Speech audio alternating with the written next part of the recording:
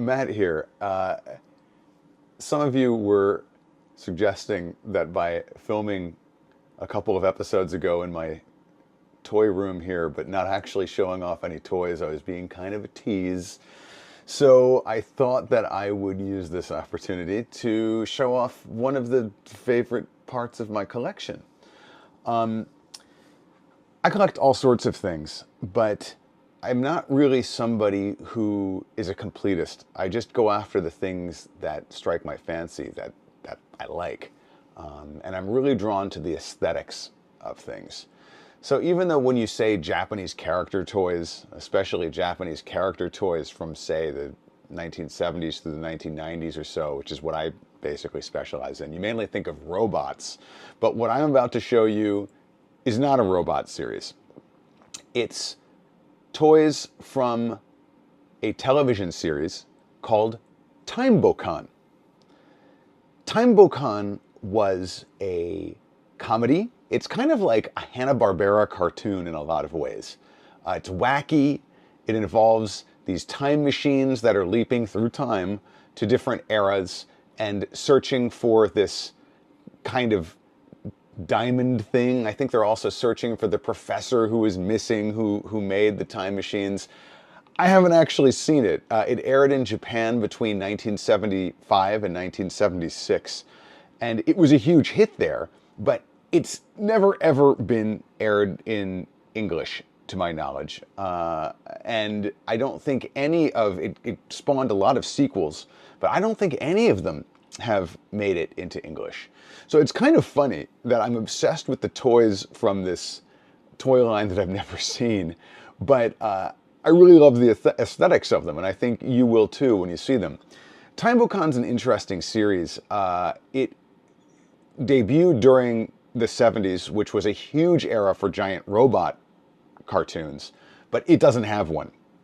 Instead, what it has are these mechanical insect vehicles, which I'll get into in a second. It was the brainchild of an animation company called Tatsunoko, and Tatsunoko is famous for making Speed Racer and Gatchaman, which aired abroad as Battle of the Planets, and they took a really distinctive and unique approach to the shows they made. When they came up with the idea for Time BOKAN, they shopped it around to a lot of sponsors but couldn't find one, so it took them quite a few years to actually get it on the air. And the reason they were able to is because they landed a sponsor named Takatoku. Takatoku might be familiar to you if you are a toy collector of exquisite taste, like I am. They're known for doing real robot toys. In the 80s, Takatoku did stuff like, this is from a show called Doravac. They're also really, really well known for their Macross toys. This is the SDF-1 Macross here. Here's what it looks like in the box. I don't feel like taking it out. So they're really well known for what you would call real robot toys, is the genre of them. Oh, here's another one. God, I love this. I love this. This is the armor that fits on the 155th Valkyrie toy, and since we're talking about this, we have to talk about it. This is probably Takatoku's most famous toy. The Batroid Valkyrie from Macross. Anyway, when you think of Takatoku, you probably think of these things, but if you're a toy collector. But they were around for quite a few years before they had the big hit with their Macross toys and the real robot toys of the 1980s. And they signed on to Time BOKAN a little bit reluctantly. The story goes that they begged and begged the director and the producers of the show to put a giant robot in, and they refused. With good reason, I think, because I think that would have just totally thrown off the entire image that they'd come up with, which was machines based on natural things, which is to say insects in this case. The most famous of them is called the Mekabuton. And the Mekabuton is a stag beetle. It's a time machine in the show, thus Time BOKAN. And it's really, really got this beautiful organic form to it. I have several versions of it here. This Hobbit series one is my absolute favorite. It's big, it's plastic, but it does everything that the vehicle in the show did. These wings open up. It has all these little sub-vehicles in here. This design was by a man named Mitsuki Nakamura, and it's the same gentleman who designed the Mach 5 from Speed Racer, the God Phoenix from Gatchaman / Battle of the Planets. So this guy was really an amazing designer.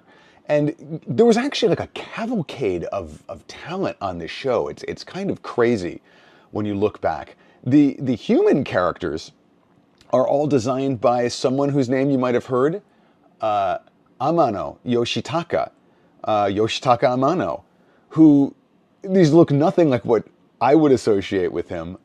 He's better known for his Final Fantasy designs, this kind of gothic, extremely exquisitely detailed illustrative design. He's one of Japan's top illustrative designers, maybe the top, really popular, but this was one of his first shows.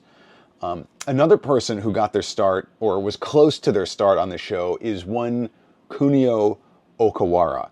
Kunio Okawara cut his teeth as a mechanical designer at Tatsunoko. Today, he's mainly associated with his mobile suit designs for Gundam. Mobile Suit Gundam. He designed the Gundam, he designed the Zaku, he designed all sorts of stuff. Genius, amazing mechanical designer. Still with us, still designing. But he studied under, worked under Nakamura at Tatsunoko, and that's how he got his start. He didn't actually design any of the major mecha for the series. He didn't design any of the big time machines, but he did design this little vehicle, the sub-vehicle. It's called the Yago Marine. It's supposed to look like this is so Japanese, they made toys of this. Bugs are huge in Japanese, not only pop culture, but traditional culture. This Yago Marine is based off of the larva of a dragonfly, which are commonly found and collected by kids. Bug collecting is huge in Japan, and it always has been. And part of that's because Japan has this really humid climate, so there's a lot of big bugs out there. Stag beetles are among them, which is why the Mekabuton is the sort of hero vehicle of this series. Then there's other insects in the Time BOKAN series too. There's this beautiful, absolutely beautiful tentoki, it's called. This is based on a ladybug, and this is a Habak tentoki, which is, Habak is the brand name that Takatoku used to refer to these big plastic toys. It's absolutely gorgeous. It's even bigger than the hero vehicle, which is kind of funny because it's this part of the hero, like it's on the back of the hero vehicle, and it pops out as a little like kind of sub vehicle. It comes with all these accessories. It's like a James Bond vehicle or something, and I just love this design. It's always funny when I meet people in Japan, other collectors, and I tell them I love the Time BOKAN stuff. They're like, well, did you see it? And I'm like, no. And over there, I mean, the vehicles are popular, but the show is better known for the interactions between the human characters. There's these time-traveling heroes, a young man and a woman, maybe a boy and a girl, I don't even know their ages, and they're constantly being chased by this trio of bad guys, headed by a bad woman, kind of this witch-looking woman and her two dumb sidekicks. Interestingly, this trio of baddies is the direct inspiration for Team Rocket in Pokemon. The Pokemon designers have said that. Anyway, back to the toys. So these are smaller, all plastic Takatoku Time BOKAN toys of the insects that I was talking about. God, look at this box. And they came packaged in these very, very fragile boxes. I'm going to take these out for you in a second.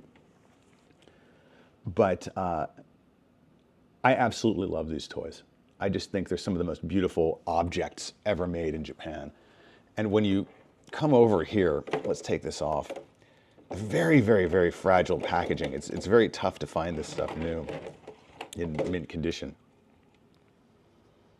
Just look at this. Translucent. I have a thing for these translucent toys, like where you can look and see all of the interior mechanics that make them up. There was a real fad for this kind of thing in Japan in the 1970s and the 1980s. And it was all due to a kind of legendary Japanese editor named Shoji Otomo. God, look at this. I love this, like the chrome parts on the inside. Just such a beautiful toy. Otomo Shoji didn't work for a toy company. He actually worked for a magazine company. And he came up with the idea of having illustrators draw kaiju that were, you could see the organs on the inside. And this like sparked this entire, here I'm gonna try to take this out with one hand. It sparked this fad for these cutaway views in Japan. I'm gonna pull it out like this. See, look at this, the plastic came away. I'm such a bad collector. Oh man, look at this thing. And so Takatoku kind of took a hint from this. There were a lot of like cutaway kaiju illustrations and cutaway yokai illustrations and cutaway robot illustrations. And so they came up with the idea of doing this for the toys. This is the kuwagatan mushi in Japanese, but this kind of pincher having, I'm a terrible person. I actually studied entomology in college, and the name of this type of insect is escaping me. I'm sure somebody's going to weigh into the comments and tell me, but these type of bugs are very common in Japan. They're often found with rhinoceros beetles. Rhinoceros beetles, that's what this is, not a stag beetle. This is the stag beetle. Now I figured it out. Stag beetles. And this is another favorite of mine. It's a mechanical grasshopper. This one isn't as translucent. It's also missing a sticker on here. But I love this funky illustration that's on here. It's just really, really cool. Anyway, Time BOKAN toys. I can't get enough of these. They're absolutely beautiful. I hate to tell this to you if you are trying to find these. They're quite difficult to find now, especially mint in box. But these are just some of the favorite toys. And I've been collecting toys for a very, very long time, probably 35, 40 years now. And these are just the absolute pinnacle design-wise to me. Anyway, that's just one look into some of the stuff that I have in my collection. I hope to bring you more in the future. If you enjoyed this, please subscribe and talk to you later.